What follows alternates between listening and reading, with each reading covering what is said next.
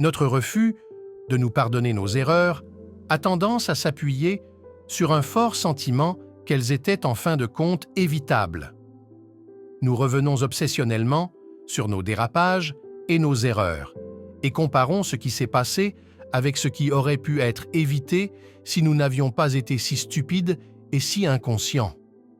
Nous ressentons une douleur récurrente face à la disjonction entre le présent angoissant et son alternative aujourd'hui disparue. Nous n'aurions jamais dû écrire ce courriel. Nous n'aurions jamais dû nous engager avec cette personne. Nous aurions dû écouter plus attentivement les conseils. Nous n'aurions jamais dû emprunter l'argent.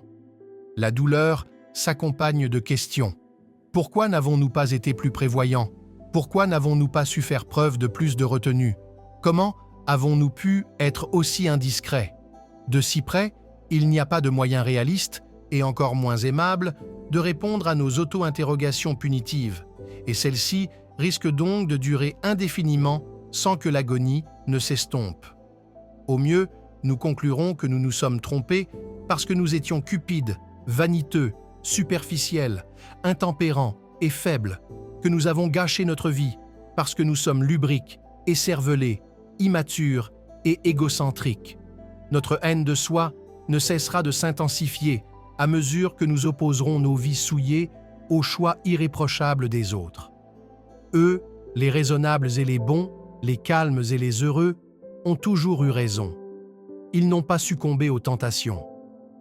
Ils sont restés stables et consciencieux. Ils ont gardé leurs priorités et ont respecté l'opinion publique. La conclusion générale est que nous sommes en fin de compte tout simplement des gens horribles qui devraient probablement, selon la gravité du problème auquel nous sommes confrontés, se suicider sur le champ. Si nous voulons éviter le dégoût éternel de nous-mêmes ou le suicide, nous devons trouver une autre approche. Nous ne pourrons pas éternellement expliquer nos erreurs en examinant tel ou tel plancher local de notre caractère. Nous devons nous appuyer sur une réponse beaucoup plus holistique et objective.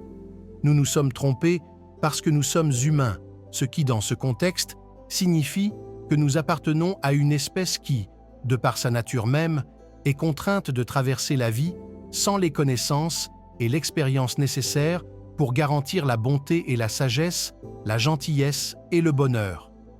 Nous pouvons regretter telle ou telle erreur, mais à bonne distance, nous sommes fondamentalement aveugles et nous sommes donc condamnés à faire des erreurs plus ou moins graves à un moment ou à un autre. Nous ne pouvons pas savoir exactement qui nous devons épouser. Nous ne savons pas à coup sûr où se situent nos véritables talents et encore moins comment l'économie va se comporter. Nous ne pouvons donc pas déterminer la carrière dans laquelle nous devrions nous investir de manière optimale. Nous pouvons raisonnablement deviner quelles activités et situations peuvent être dangereuses, mais nous ne pouvons pas savoir à l'avance où se situent les véritables risques. Des mines terrestres sont enfouies partout. Les hypothèses émises à une époque peuvent se révéler erronées à une autre. Nous pouvons être surpris par l'évolution rapide des mœurs, et ce qui était acceptable à un moment donné peut devenir indécent quelques années plus tard. Certes, nous pouvons avoir vécu une expérience particulièrement brutale qui nous a détruits d'une manière très spécifique. Mais si la blessure est locale, elle est presque endémique. On aurait pu prévoir dès le départ qu'il nous arriverait un jour ou l'autre quelque chose d'assez grave, non pas parce que nous sommes particulièrement déficients, mais parce que les cerveaux humains manquent de la matière nécessaire pour nous conduire sans faille à travers la course d'obstacles de la vie qui s'étend sur des dizaines d'années. Cela dit, notre mépris de soi a tendance à s'accentuer parce que nous refusons de penser à la chance. Nous regardons où nous avons abouti, nous comparons avec la situation plus chanceuse des autres et nous n'arrivons qu'à un seul verdict. Nous devions être plus stupides qu'eux. Nos personnages ont dû être plus corrompus que les leurs. Mais ce faisant, nous passons à côté d'un facteur explicatif essentiel. Quels que soient nos défauts, il se peut que nous ayons dû faire face à un coup du sort particulièrement vicieux. Il y a eu des gens tout aussi hâtifs ou déraisonnables que nous qui, pour l'instant, ont navigué sans être inquiétés. Les événements ont plus durement touché les parties vulnérables de notre personnalité. Quiconque aurait été mis à l'épreuve, comme nous l'avons été, aurait échoué de manière comparable.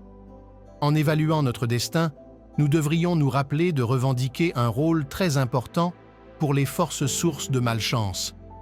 En même temps, nous nous faisons du tort en nous comparant uniquement à ceux qui sont au-dessus de nous, au lieu de considérer notre état dans la ronde. Dans nos états d'âme abjects, nous regardons avec envie ceux qui ont le vent en poupe, sans tenir compte des centaines, voire des millions de personnes qui ont connu des destins tout aussi cruels que le nôtre. La condition humaine a rarement été souriante. Nous ne devrions pas aggraver nos difficultés en refusant de considérer tous ceux qui ont pleuré autant et perdu encore plus que nous. Nous ne devrions pas non plus continuer à nous assimiler à des personnes qui, bien qu'elles aient pu avoir quelques similitudes superficielles avec nous en termes d'âge ou d'éducation, ont eu en fin de compte des débuts psychologiques incomparablement différents. Ils n'ont pas eu notre mère ou notre père. Ils n'ont pas eu à vivre ce que nous avons vécu. Ils n'ont pas eu à maîtriser nos immaturités émotionnelles. Ils peuvent sembler être nos égaux, mais ils appartiennent en fait à une cohorte plus favorisée. Nous devrions nourrir de la sympathie pour nous-mêmes en appréciant finement les fardeaux spécifiques que nous avons dû assumer. Un certain degré de regret peut parfois être utile. Il peut nous aider à faire le point sur nos erreurs et à éviter les pires écueils la prochaine fois. Mais la haine de soi n'est d'aucune utilité. Dans sa forme masochiste, c'est une indulgence que nous ne pouvons pas nous permettre. Nous pouvons être stupides, mais cela ne nous distingue pas comme étant particulièrement horribles ou inhabituels. Cela ne fait que confirmer que nous appartenons à la race humaine, un fait pour lequel nous méritons une sympathie et une compassion sans limite. Notre boutique en ligne propose une gamme d'accessoires et de cadeaux qui abordent les domaines les plus importants et les plus négligés de la vie. Cliquez maintenant sur le lien en description pour en savoir plus.